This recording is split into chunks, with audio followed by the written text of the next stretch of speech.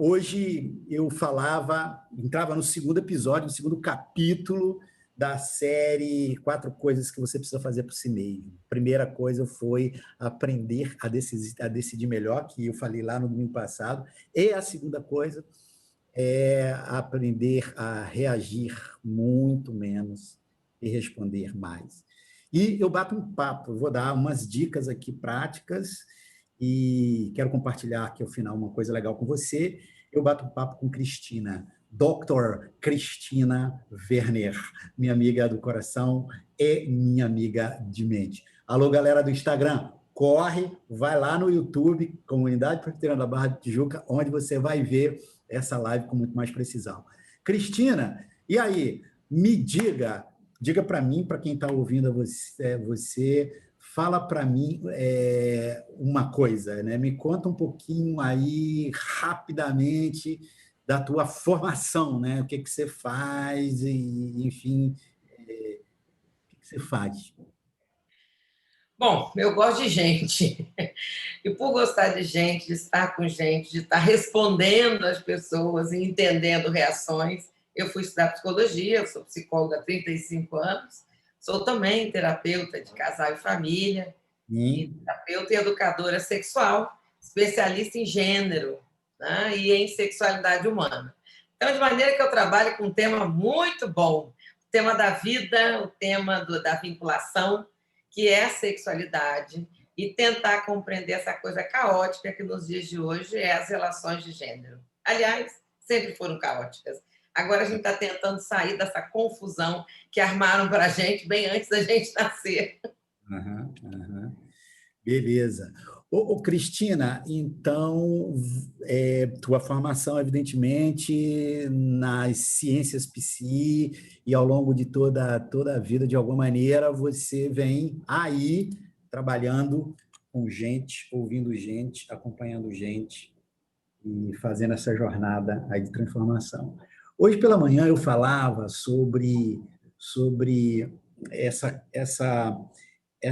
enorme habilidade, essa coisa maravilhosa que é você aprender a responder mais e reagir menos, entendendo reação como uma ressonância bem instintiva, né? Ali, diante dos estímulos que a vida dá. E resposta é uma coisa mais amadurecida, a resposta é uma ressonância mais retardada, mais elaborada, mais amadurecida. Deixa eu te fazer uma pergunta. Você acha que o processo terapêutico, você acha que, que uma pessoa submeter a olhar a sua história, de maneira profissional, evidentemente, isso ajuda nessa capacidade de ser menos reativo e ser mais responsivo? Como é que você vê esse cruzamento entre essas duas coisas? Bom, com certeza, todo processo terapêutico, independente da linha teórica, né, que o terapeuta escolhido siga, né, ou a terapeuta escolhida siga, ela sempre é sempre uma via, um caminho, né, para o autoconhecimento. Então, quanto mais você se conhece, mais você também conhece as suas reações primárias, as suas reações mais instintivas, né? E aí eu acho que você consegue partir para um domínio, para um autocontrole, né? que na leitura mais religiosa tem nome de domínio próprio, né? Mas o autocontrole, na verdade, que passa por uma virtude chamada temperança, que é a educação do desejo. É uma virtude que a gente fala pouco, a gente entende pouco que seja temperança, mas, acima de tudo, para que eu possa reagir menos, eu preciso entender qual é o meu desejo. Porque se eu deixar o meu desejo, ele graça solenemente pelas ruas e ele vai se impor sobre o desejo de todas as pessoas.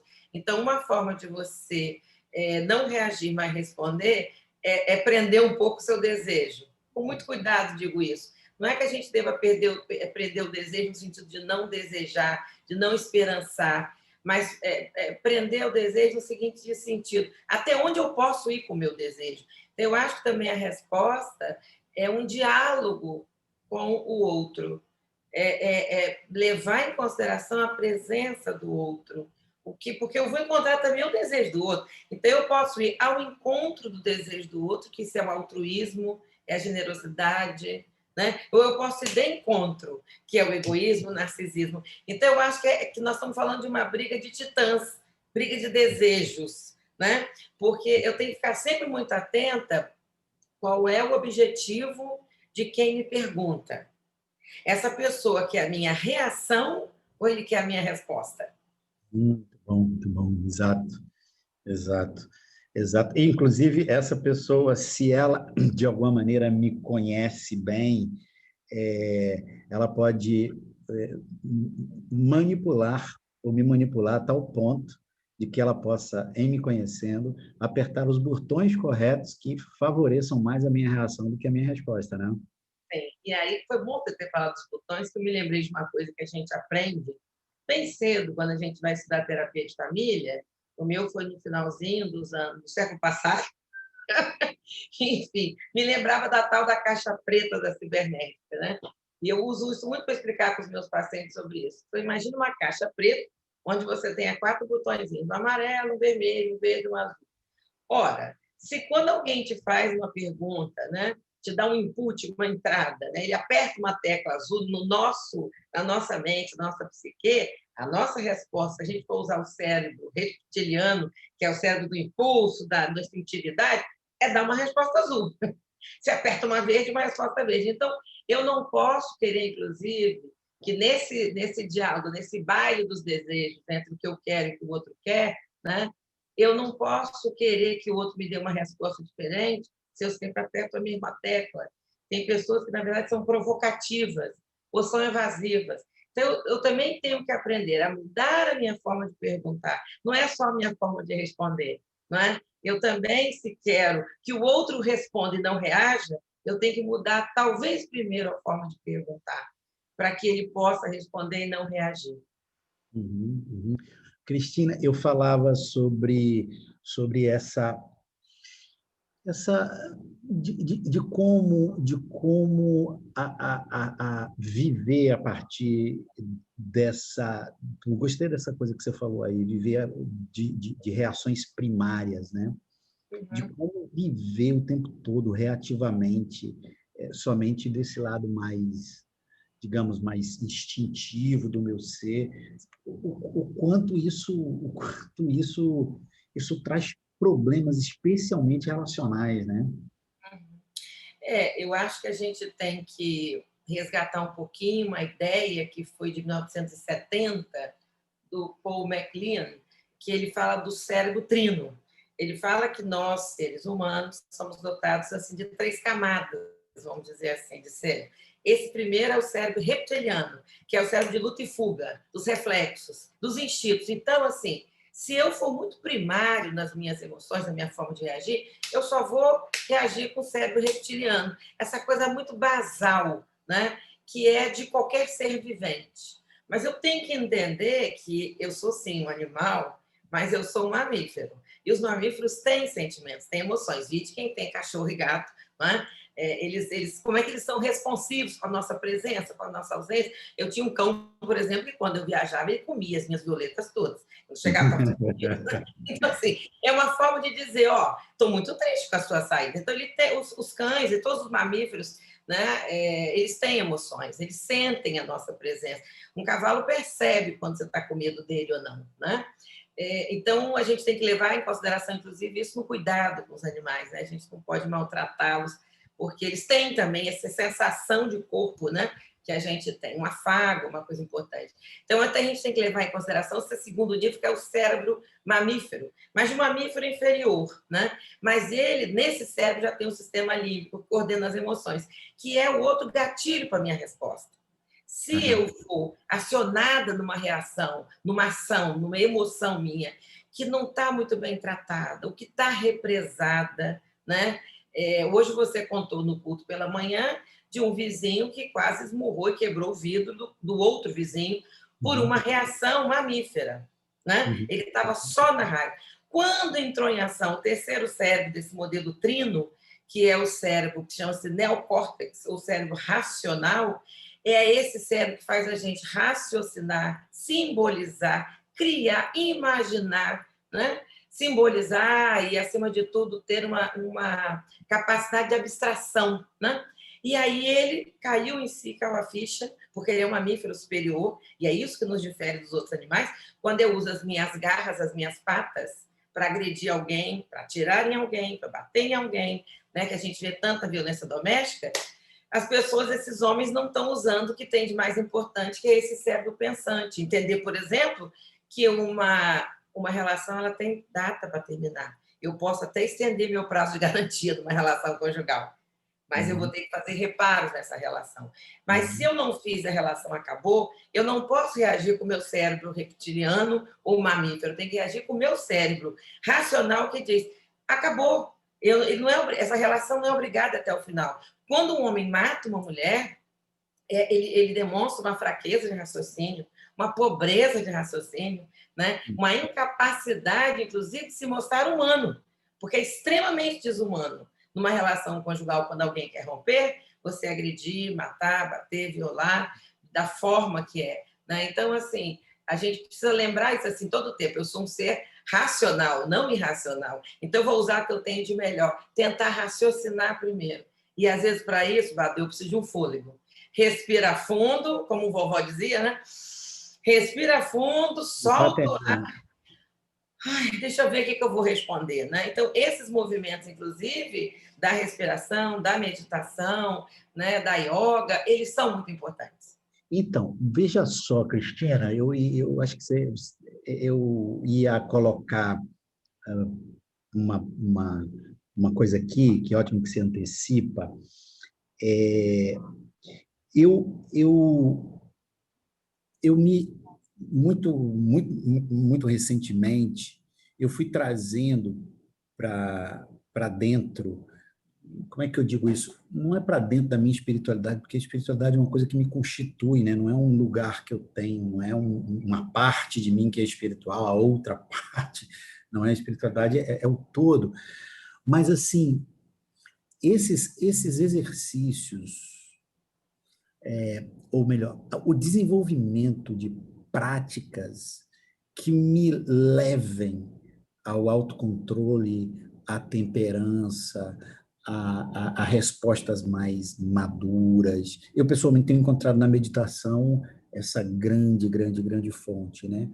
Então, às vezes eu me ressinto acho que eu nem vivi tanto isso, mas observando de uma espiritualidade que ela é muito da conquista, e tal, uma coisa assim da super adrenalina que pode o tempo todo, em nome de Deus,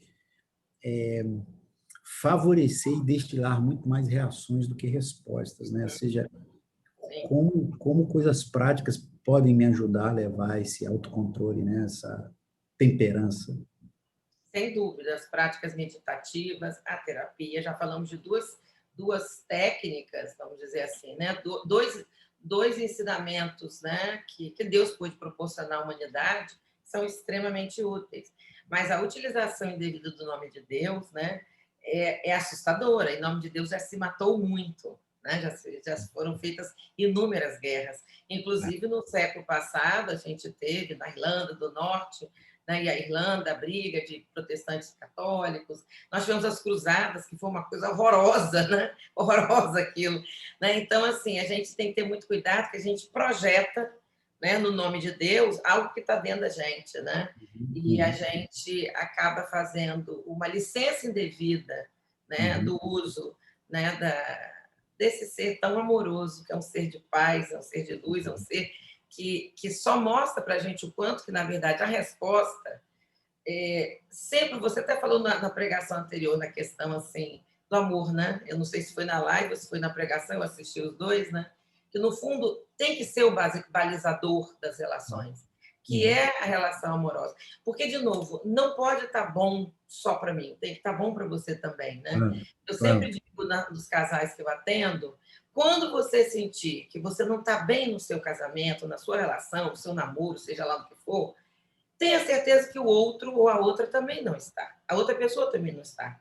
É impossível você estar numa relação de mutualidade, de dualidade, onde um lado está super bem, está se dando muito bem, e o outro não. Né?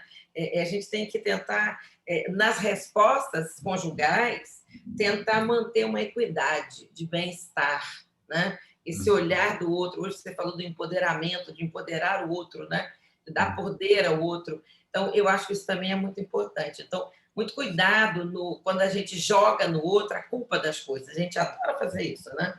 Mas você também, isso numa discussão, jamais deve ser usado. Mas você também não está em questão. Está em questão isso que a gente está. Então, olhar para si também é um ato, é uma atitude não reativa. Porque a nossa atitude reativa é muito mais jogar no outro, né? E aí eu acho que você pode ter respostas melhores se você conseguir fazer essa autoanálise. Por que é que eu estou agindo dessa maneira? E aí os minutos, eles são preciosos. Quando a pessoa diz, né? Hoje até você lembrou desse ditado popular, conte até 10, né? O respira fundo. Isso é importante porque quando a gente tem que entender que quando a gente tem alguma coisa que nos impacta, e impacta tudo aquilo que não causa um impacto, uma harmonia interna, eu vou responder primeiro que esse cérebro reptiliano.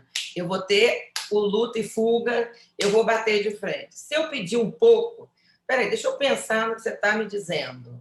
E aí a gente pode usar umas estratégias. Por exemplo, uma delas, Badu, é dizer o seguinte, deixa eu ver se eu estou entendendo esse tá, irmão. Você pode repetir a pergunta? Porque, de novo, se a intenção da pessoa é que você responda ou a que você reaja, com esse tempo, você tem um tempo de usar o seu cérebro mais racional, o seu neocórtex, para conseguir dar uma resposta mais adequada. Então, é importante você checar todo o tempo o que eu estou entendendo ao que você está me perguntando, porque eu acho que as grandes confusões também são as que geram reações, é que a nossa compreensão pode estar sendo equivocada, baseada nas nossas emoções. Então, eu ouço uma coisa diferente do que a pessoa perguntou, né? E aí eu vou responder muito baseado na minha reação. Né? Ô, Cristina, eu queria te fazer agora uma pergunta mais da tua prática recente, né? E queria linkar essa pergunta com essa nossa conversa, que é a seguinte. Eu tenho intuição de que a gente é mais reativo do que responsivo, especialmente em situações de frustração. Esses dias eu ouvi alguém dizer que frustração é apenas um nome elegante para raiva, né? Eu estou, no fundo, com muita raiva.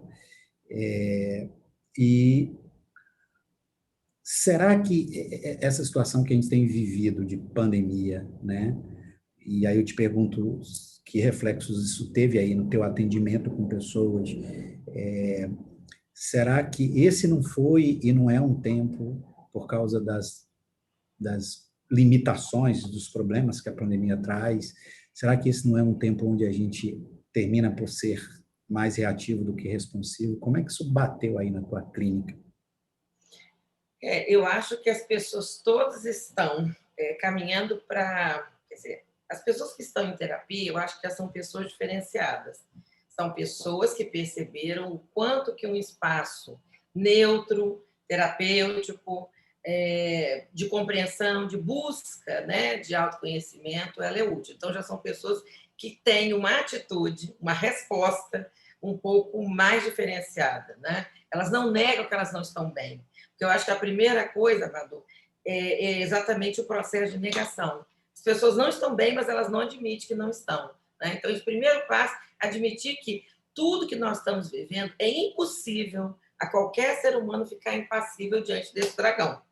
Não tem como. Então, a nossa reação, né, no caso de medo, de angústia, é uma resposta natural. Não é? Por exemplo, quando às vezes os pais se separam e a criança começa a morder os amiguinhos na creche, eu digo sempre, que bom que ele está mordendo os amiguinhos. Coitados, os amiguinhos estão sendo mordidos. Mas, assim, ele está tendo uma forma de extravasar. Claro que tem que ser ensinado para ele não morder os amigos. Mas eu digo assim, ele está tendo momentaneamente uma atitude condizente com a raiva dele, com a frustração, que eu não acho que sejam sentimentos iguais. Né? A raiva, inclusive, ela pode ser um dínamo.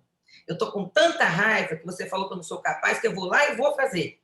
Como primeiro episódio de um podcast chamado A Dona do Próprio Nariz. Eu gravei o terceiro, até convido quem quiser assistir. de uma amiga minha, Juliana Droller, que mora nos Estados Unidos, mas está entrevistando brasileiras, e ela entrevista uma mulher que é a mãe e os pais são donos de um colégio, e ela tinha apenas 18 anos quando quando ela chegou na segunda-feira, o colégio estava inundado, que tinha estourado um cano no terceiro andar e veio molhando o segundo e o primeiro andar. Chegando as crianças, gelo boiando, computador boiando, ela ligou para a mãe aos prantos: mãe, pelo amor de Deus, o que é que eu faço? A mãe só disse: se vira.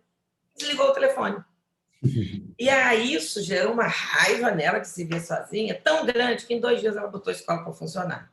Então, a raiva, eu acho que é um movimento proativo. A frustração, não. A frustração, eu colapso. Eu me encapsulo, eu fico triste. Eu acho que frustração, quando você tem um autoconhecimento, ele te leva muito mais para tristeza, para uma reflexão, para um pesar, para uma melancolia. E a raiva, quando você não é uma pessoa autocentrada, assim, no sentido de estar bem com seu enraizamento no mundo, eu acho que leva você a fazer bravata e a sair fazendo besteira por aí. Eu não vejo como coisa igual, não. Eu acho até, costumo dizer também, que a gente é mais adulto quanto mais conseguimos suportar, aceitar e viver bem a frustração. Porque é impossível a gente não se frustrar.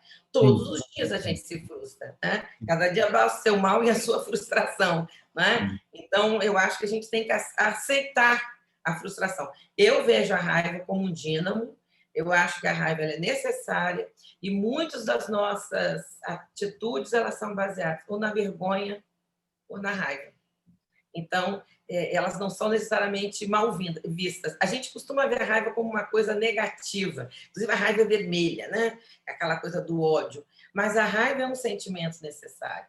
Ele é necessário. Eu não posso ver as barbaridades e atrocidades que estão acontecendo nos nossos olhos e não sentir raiva. É assim, só se eu fosse uma pessoa muito egoísta que não me impactasse com as notícias, né? Diferença, né?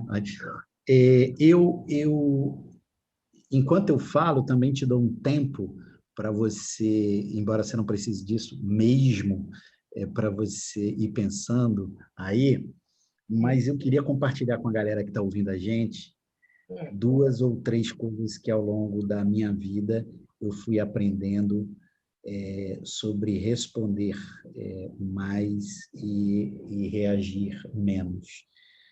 A primeira, eu aprendi na época do e-mail, né? Eu digo na época do e-mail porque hoje o WhatsApp, para ficar só, digamos assim, é um tributo à reatividade, né? Porque tudo é muito instantâneo, tudo é muito instantâneo, tudo é muito instantâneo. Na época do e-mail, eu me fiz uma promessa diante de reações de determinados e-mails, notadamente aqueles que me perturbavam, aqueles que continham, aos meus olhos, uma crítica até injusta ou alguma coisa, eu me fiz uma promessa de nunca responder um e-mail na mesma hora. Qualquer coisa que me fosse dada, beleza, especialmente, né, que esse nosso narcisismo tão atávico, especialmente o e-mail vinha, se você estivesse chateado comigo, se você não fizesse uma crítica, meu compromisso era, tem que aguentar no mínimo 24 horas. E eu botava isso na minha cabeça. Se o e-mail chegou às 3 da tarde, eu só iria responder às 3 da tarde do outro dia. E dali, isso há muitos anos, dali eu comecei a treinar o meu comportamento para responder mais do que reagir.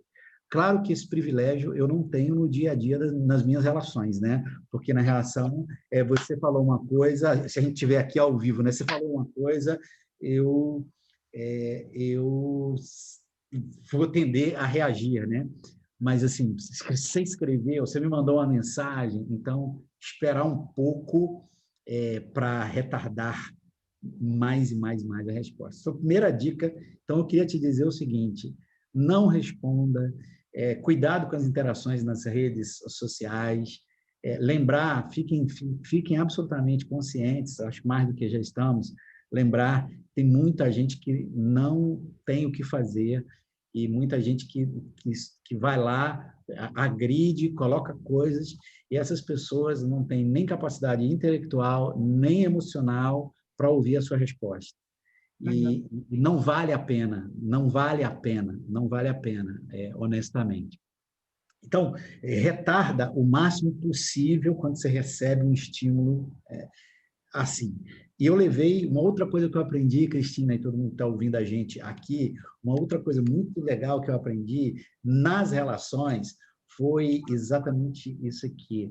Às vezes, eu tive uma situação com uma pessoa querida, da minha família e tal, e eu esperei 7 dias para dar uma resposta. E tem um detalhe, nesse período eu observei as curvas das minhas emoções. Um dia eu acordava com raiva e naquele mesmo dia eu ia dormir com mais generosidade no coração, mas no dia seguinte eu acordava com raiva. Então, e para mim, assim, a pior coisa desse período é me observar. Eu fico me observando, eu fico vendo as flutuações, mas ao final daí eu então acho que a resposta que eu dou, ela como disse hoje para mim, me traz muito menos arrependimento. Já tive situações na minha vida onde eu esperei 15 dias. Então, o que eu te aconselho é esse retarda o máximo que você puder, o que for sábio, retarda a tua resposta. Isso como eu disse hoje pela manhã, isso é uma questão de treinamento. É uma questão de treinamento, é uma questão de treinamento, de fisioterapia, de acordar e todo Eu acho dia. que esse é o problema, não é, Badu? Porque, assim, eu tenho um raciocínio muito simplinho, bem bobinho, mas que é um raciocínio que sempre me chamou a atenção, né? Eu acho duas coisas. Primeiro, no passado, nós tínhamos um treino para a espera muito maior que a geração atual. Por exemplo, nós tínhamos que esperar a nossa mãe bater o bolo, assar o bolo, esperar o bolo esfriar, porque o bolo quente está dor de barriga e dor de dente, e comia depois. Nesse processo, eram umas 3 horas. Hoje eu vou na padaria, no supermercado, eu compro um bolo pronto. Eu ficava esperando o marrom passar. O marrom era o nosso carteiro. E ele sabia que a gente, às vezes, esperava algumas cartas especiais, ele vinha de longe, assim, abanando com a carta. Era uma alegria receber a carta. Então, a gente escrevia uma carta, ia no correio, botava a carta, até a carta chegar. Então, era treino para a espera. A outra coisa era a revelação de filmes. Você tirava uma foto, você não tinha ideia de como é que ficou aquela foto, você não podia ver na hora, mandava para revelar, e eu, como sou capixaba, sou de Vitória, não tinha laboratório, vinha a Kodak, o Rio, a Fuji, 7 dias, até naquela esperança. Então, tudo isso foi um treino para a espera. Hoje em dia, você tira uma foto do celular, você tira 5, 6, você olha na hora, você deleta, você refaz. Hoje em dia, são as N mensagens que você tem, no WhatsApp, em qualquer outra, no direct do Instagram, enfim. Então, nós não temos mais o tempo da salivação, da maturação. Isso agregado a um outro aspecto. Hoje, o silêncio ele é muito mal visto. O silêncio hoje é visto numa sociedade de consumo capitalista como hesitação, como titubear, como insegurança. As pessoas não entendem que o silêncio é necessário para a ruminação. Outra coisa que eu brinco sempre, que eu queria muito ser como as vacas, que tem a glândula da ruminação, fica ruminando, engole, volta, pensa. A gente teria que ruminar o pensamento. Não é bater, levou. Você não está numa entrevista ali com uma pessoa, isso, aquilo. Você tem que pensar. Por isso que é muito difícil, às vezes, numa situação que você tem que responder rápido, né? Você não tem muito tempo para pensar. Então, acho que essa sua proposta do treino para esperar é muito boa. E aí nós temos que fazer algumas atividades que nos obriguem a esperar, como, por exemplo, um e-mail ou um WhatsApp que nos impacta, não responda na hora. Uma coisa boa, vai tomar um banho, vai tomar um café. Outra coisa importante é também assim, ter a humildade de buscar ajuda. Você acha que disse isso no pregação passada? Porque é uma coisa impressionante. Semana retrasada, nós tínhamos que resolver uma coisa, eu e meu marido, e eu perguntei para 5 pessoas diferentes. Eu fiquei impressionada, que cada um deu uma dica distinta. Falei, nossa, a gente não tinha pensado nisso. É uma delícia quando alguém nos conta alguma coisa que a gente não sabe. Quando algum aluno me faz uma pergunta que eu não sei, eu adoro dizer eu não sei, mas é tão bom, é tão libertador. Olha, eu não sei, mas eu prometo que eu vou buscar ajuda, vou pesquisar para poder te responder. E aí é uma outra dica aí para quem está nos ouvindo agora ou depois, né? Tinha um personagem antigo, né? Vou fazer 60 anos, então quem é da minha época deve saber, que era do Chico Anísio, que ele falava assim, eu acho que era o Bozó, se eu não me engano, né? O nome desse personagem. O Bozó, a pessoa falava e ele falava, sim, eu quero dizer para vocês que vocês não precisam responder de imediato nada. Vocês podem fazer igual o Bozó. Tá, vou pensar. E diga abertamente esse ato, vou pensar. Porque você falou assim sobre, eu esperei uma semana, eu digo para você que eu tenho pacientes que esperam 30 anos para dar uma resposta. Especialmente pessoas que foram ofendidas sexualmente pelo tio, pelo avô, pelo pai, pelo padrasto. A gente recupera essa história e vai falar com a pessoa. Eu me lembro disso, a minha reação foi essa. Eu quero te dizer o quanto isso foi difícil na minha vida, mas que eu estou superando. Isso é uma forma de você botar para fora. Às vezes, uma mágoa de nascimento, de registro de nome, tem tanta traição, tantas coisas, as pessoas vão de manhã acordando, jogando essas mágoas nas costas, cada vez mais encurvadas com esse peso. Eu digo assim, tem sempre um tempo para responder. E mais uma coisa, né? E aí, nessa coisa do na hora eu quis falar e não pude. Não tem problema. Se eu encontrar com a pessoa de novo, fulano, deixa eu te falar uma coisa, você lembra aquela vez que a gente estava lá sentada ali do clube, você pediu um café, que eu disse que eu não queria? Pois é, né? Eu queria. Mas sabe que a dia que eu não falei? Porque a última vez que eu pedi, você disse, sei lá, que eu estava querendo filar o seu café, qualquer coisa assim. Enfim, eu posso recuperar a história, ir lá para trás. Aquela história aconteceu. Eu posso fazer um novo fim para ela, né? E mais, acho que nesse processo de espera que você está sugerindo, é muito importante a gente saber que a gente não deve responder nada com fome, vide Esaú que se vendeu por um pratinho de lentilhas, não é? A gente não deve responder nada com bebida na cabeça, vide o que o homem da estátua de Sá, né? Do Ló, né? Que foi embebedado pelas duas filhas, né? E transou com as duas filhas, enfim. O vinho faz coisas, Noé também ficou peladão lá, né? O vinho faz umas coisas. Também não tomamos nenhuma atitude por falta de dinheiro, porque a gente pode vender a nossa dignidade para manter uma conexão. E essa é uma grande luta sempre. Nós estamos sempre nessa dualidade entre manter a conexão e a nossa dignidade. Então, com fome, com sono. Vai, me deixa dormir, né? Com bebida, ou com sede, com qualquer situação, ou de privação, ou de topor, ou de desespero, a gente faz qualquer negócio. E aí não é legal. E a gente pode perder nesse momento, quando a gente perde a nossa dignidade numa relação dual, não é uma resposta boa perder a dignidade para poder ter acesso a alguma coisa. Então, acho que essa resposta também é aquela resposta que eu preciso pensar. E dizer, eu preciso pensar, não tem nenhum problema.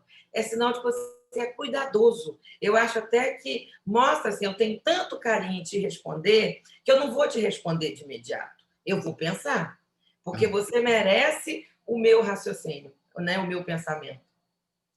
Show de bola, Cristina, sempre uma enorme alegria e um aprendizado muito grande conversar com você. Muito obrigado por essa conversa, pela riqueza dela, pelos seus insights que enriqueceram muito aquilo que a gente conversou hoje pela manhã. E, claro, outras e outras e outras e outras e outras vezes a gente vai estar aqui. Eu queria terminar essa nossa conversa, gente,